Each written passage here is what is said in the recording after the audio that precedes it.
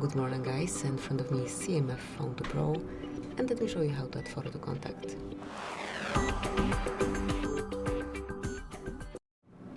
So at first, open your phone gallery. If you are not in contacts, just unroll this panel and select the one that you want to customize.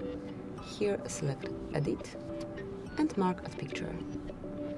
So as you can see, you can choose either something from your gallery, one from, not one, but you can open camera and grab a photo right now. You can select Google Photos.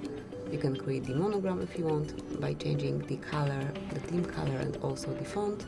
You can also add here some emoji if you want. And also you've got the option to add some illustration.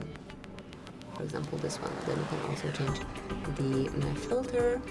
Let me just discard this one, as I wish to add